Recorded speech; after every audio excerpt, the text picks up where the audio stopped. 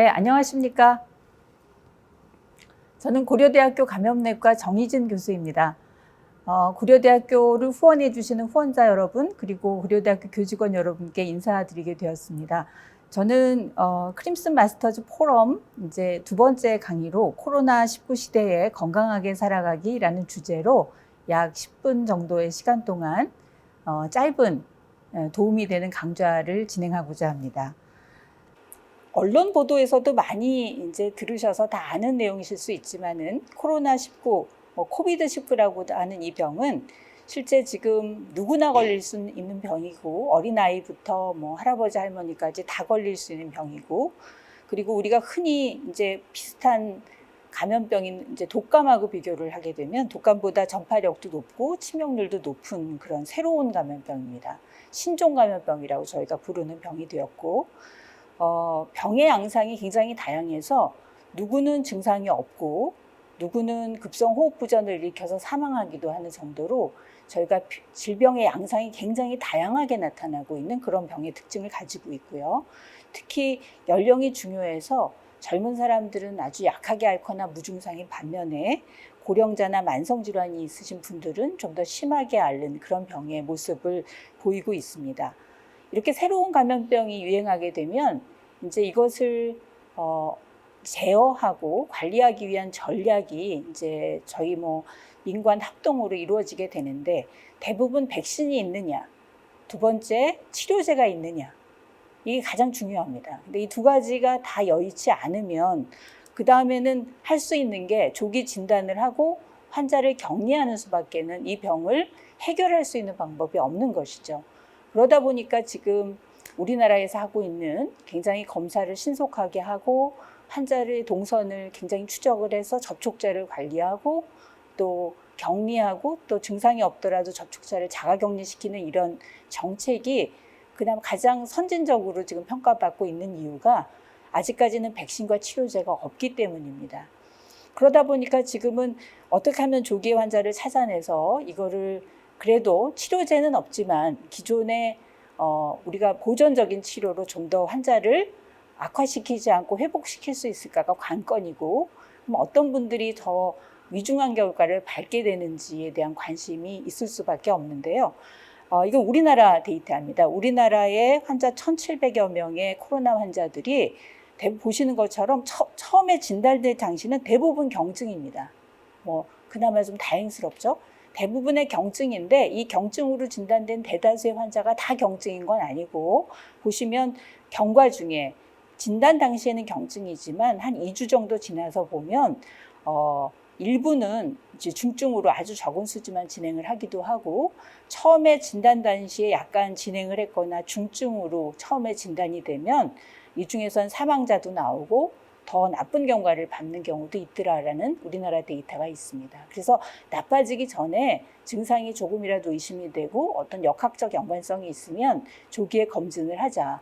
그러니까 이태원과 같은 그런 지금의 이 상황도 이 노출자들은 자기가 증상이 없으니까 그냥 괜찮겠지 하지 말고 바로바로 검사를 해서 진행하고 나서 진단되는 일을 최소화하자라는 것이 다 이런 취지에서 나온 정책인 것을 알아두시면 좋을 것 같습니다. 그러면 어떤 사람에서 중증으로 가느냐, 그게 이제 굉장히 중요할 텐데, 연령별 코로나 발생률과 사망률을 보면 이거 역시 우리나라 질병관리본부 데이터인데요.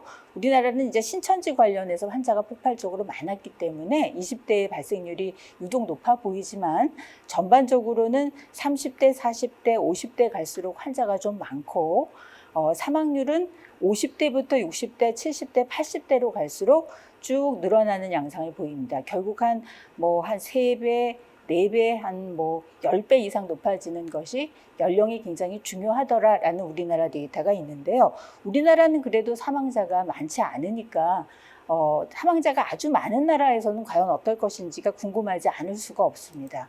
그래서 이 자료를 보시면 이것은 이제 중국의 데이터인데, 연령에 따른 사망률을 보면 역시 우리나라에서 한 1,000여 명의 자료에서 보신 것처럼 결국은 나이가 많아질수록 60대, 70대, 80대가 어느 정도 사망하고 있는지를 보실 수가 있습니다. 그래서 이것이 코로나의 유행 많이 하는 나라, 적게 하는 나라 다 거의 일정하게 연령이 굉장히 중요한 중증 여부를 그리고 사망에 이를 확률을 높여주는 원인이다 이렇게 얘기할 수가 있겠습니다. 독감하고 좀 비교를 해보겠습니다. 독감하고 비교를 해보시면은 연령별 독감 그리고 코로나의 사망률을 보시는 바와 같아서 지금 독감은 사실 사망률이 그동안 굉장히 높은 병이어서 우리가 뭐 가을이 되면 특히 65세 이상 또 65세가 안 됐더라도 만성질환자들은 해마다 뭐 인플루엔자 예방주사 맞으세요, 독감주사 맞으세요 이렇게 하고 정부에서도 열심히 지원을 하고 있는데 그런 병하고 비교해보면 코로나의 사망률은 월등히 높습니다. 그래서 사실은 지금 2020년 현재 독감보다 훨씬 어떻게 보면 치명률이 높을 수 있는 그런 병이 되었죠. 물론 독감은 백신이 있고 코로나는 아직까지 백신 개발이 안 된 것이 이제 문제이긴 합니다. 연령 외에는 어떤 그 요소가 이 코로나로 인한 경과를 나쁘게 하는 원인일까를 보시는 바와 같습니다. 이건 중국 데이터인데요. 코로나 확진자 사망자를 보시면 확진자 중에 걸리는 사람들 중에서는 젊고 건강한 사람이 워낙 많다 보니까 이렇게 별 증상, 기저질환이 없는 사람들이 많은데 그래도 그 다음으로 많은 것이 고혈압, 심혈관 질환, 당뇨병 이런 기저질환이 있는 사람들이 코로나에 걸릴 확률이 조금 그래도 만성질환 중에는 상대적으로 높다라는 자료가 있고 확진자는 이런 양상을 보이지만 실제로 사망한 사람들은 멀쩡한 기저질환이 없는 사람들도 사망하지만 실제적으로는 고혈압으로 치료하고 있는 환자, 심혈관 질환이 있어서 뭐 심장병이 있다든지 아니면 뇌혈관 질환이 있다든지 아니면 당뇨병이 있다든지 이런 만성적으로 이제 가지고 있는 이런 병들이 있으신 분이 상대적으로 코로나에 걸리고 나면 사망률이 더 높은 그런 결과들을 보여주고 있습니다. 이거는 이제 또 미국 데이터인데 이걸 보셔도 코로나 관련한 그 사망률이 심혈관 질환이 월등히 높다는 것을 알 수가 있고요. 당뇨병, 만성호흡기 질환, 고혈압 뭐 이런 분들에서 상대적으로 건강한 사람보다는 높습니다. 그래서 기저질환이 있는 사람들이 기저질환이 없는 사람보다 상대적으로 취약하다는 그런 결과를 보여주고 있습니다. 결과적으로는 나이가 많고 만성질환이 있으면 이런 사자와 호랑이 같은 관계인 거죠. 그래서 이 두 가지가 다 있으면은 사실은 훨씬 한 가지만 있는 것보다는 코로나로 인한 위험이 더 올라갈 수 있습니다. 그래서 실제로 독감과 코로나를 이렇게 비교해보면 치명률도 높고 입원율도 높고 잠복기도 길고 감염력도 높은 게 코로나이기 때문에 실제 백신이 저희가 기대하기는 한 1년 내로 이제 가시화되길 기대하고 있지만 그때까지는 우리가 철저하게 이제 일반적인 수칙을 지키면서 개인 건강관리를 잘하는 게 무엇보다도 중요할 수가 있겠습니다. 어떻게 현명하게 이 코로나에 대해서 대처할까? 제가 몇 가지 말씀을 드리면 우리가 손 씻기 그리고 내 주변 환경을 청소하는 것은 굉장히 중요합니다. 코로나 바이러스가 이런 데 묻어 있으면 얼마나 생존할 수 있는지를 제가 예시로 보여드린 건데요. 이렇게 오래 우리 환경에 노출될 수 있습니다. 그래서 요거 읽고 계시는 요 30초만큼만 소독을 해도 우리 표면에 있는 바이러스 다 닦아낼 수 있으시거든요. 이 소독제는 특별한 것이 아니고 이제 많이 지금은 이제 판매하고 있는 70% 알코올이나 집에서 쓰시는 락스가 보통 5%이거든요. 이 5% 락스를 20cc를 물 1리터에 섞으셔서 저희가 이제 행주나 걸레 같은 거를 적시신 다음에 그거 가지고 닦으시면 됩니다. 그래서 이걸로 닦으시면 우리 주변에 묻어있는 바이러스를 대부분 다 제거할 수가 있거든요. 그래서 코로나 바이러스는 감염자하고 대화를 하면서 걸린다기보다 그분들에서 나온 분비물이 묻어있는 환경을 내가 접촉해서 감염되는 경로가 크기 때문에 이렇게 환경 청소를 생각날 때마다 하시면 운동 삼아 하시면 훨씬 청결한 그런 주변 환경을 만드실 수가 있고요. 공공기관들도 다 이런 방역 이제 수칙을 지키면서 환경 청소를 하고 있습니다. 그래서 집에 계시더라도 아니면 내 집 들어오는 문이라든지 뭐 여러 가지 여러 사람이 접촉할 수 있는 그런 데를 이렇게 락스를 이용해서 닦아주시면 바이러스를 쉽게 없앨 수 있을 것이다. 청소를 잘하자. 그다음에 거리두기는 2번 강조해도 지나치지 않다. 여러 이제 매체에서 이런 자료 보셨을 텐데요.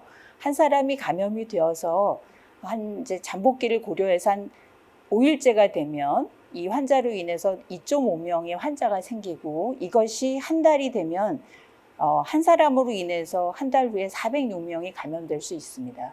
근데 우리가 이런 거리두기 하는 것을 좀 더 신경 써서 지금보다 한 반 정도로 줄인다. 접촉 기회를 하면은 5일 때 당연히 1.25명만 감염이 되겠죠. 30일이 되면 아주 현격히 떨어지게 됩니다. 저희가 75% 4번 나갈 것, 뭐 한 번만 나간다든지 저희가 바깥에서 활동하더라도 이제 이런 수칙을 잘 지키면 이 병은 백신이 없더라도 치료제가 없더라도 사멸하게 될 것입니다. 그런 원칙하에 사회적 거리두기, 생활 속 거리두기를 강조하고 있는 것입니다. 추가로 지금은 조금 잠잠한 것처럼 보이지만 이제 이런 식의 그 지역사회에서의 소규모의 유행은 앞으로도 지속될 것으로 전망을 하고 있고, 실제 가을, 겨울이 오는 그때 오는 좀 더 큰 유행이 있을 가능성이 높다는 게 다 저희 전문가들의 공통적인 생각인데, 그때가 되면은 독감이 유행하는 계절하고 일치하게 됩니다.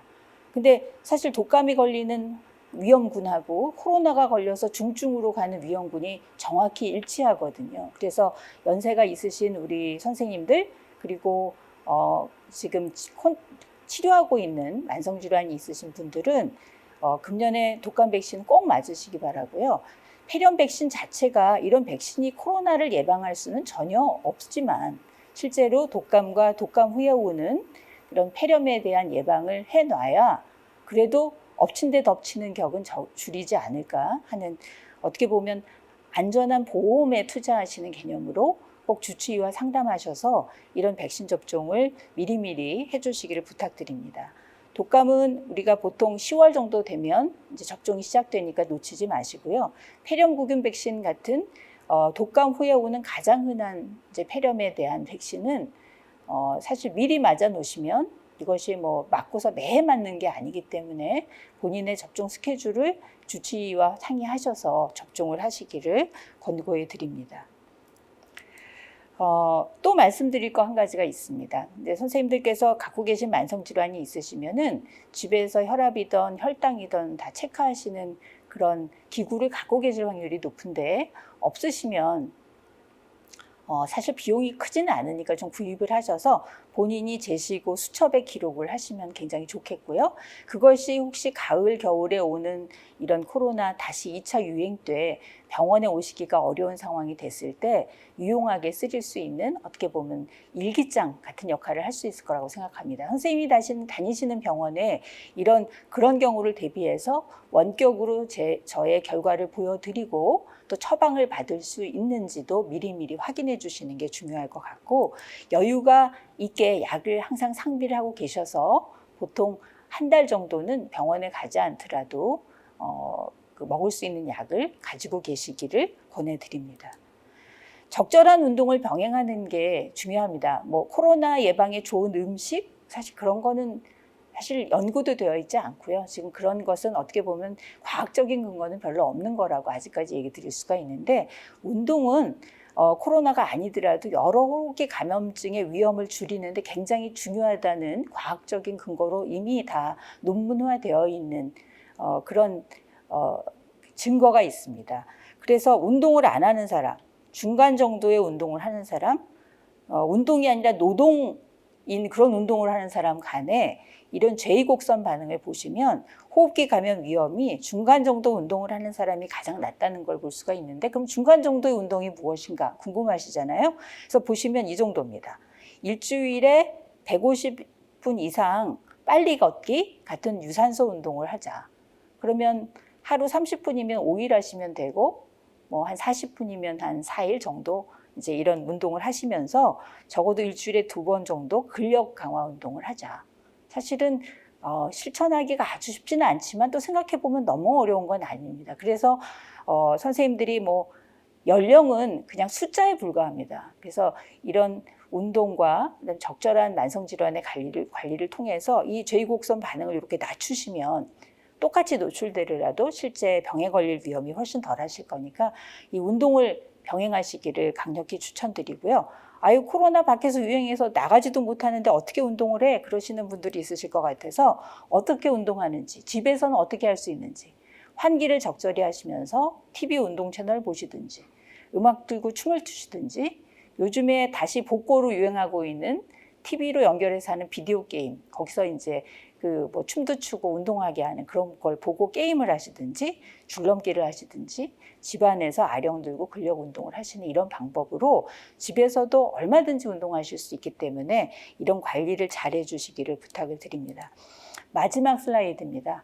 끝날 때까지 끝난 것이 아닙니다. 지금 약간 그래도 조금 안심하는 그런 분위기가 우리나라에는 있지만 여전히 우리나라를 제외하고는 많은 나라들이 코로나 컨트롤에 지금 안간힘을 쓰고 있는 상황이고, 실제로 유행은 이렇게 소규모의 유행이 계속될 수도 있고, 또 뭐 가을 겨울에 큰 유행이 한 번 더 올 수도 있고, 또 바라건대 뭐 그런 유행 없이 잘 가라앉았으면 좋겠는 저희 희망사항도 있지만 결국 이런 상황을 다 생각해야 되는 것이 현실이기 때문에 어떤 상황이 오더라도 스스로 건강하게 지금 만성질환 관리, 운동, 그다음에 백신 이런 것들을 적절히 다 이제 이행하셔서 건강하게 코로나를 이겨낼 수 있는 날이 오기를 기대하면서 제 짧은 강좌를 마치도록 하겠습니다. 네, 경청해 주신 여러 선생님들께 감사드립니다. 감사합니다.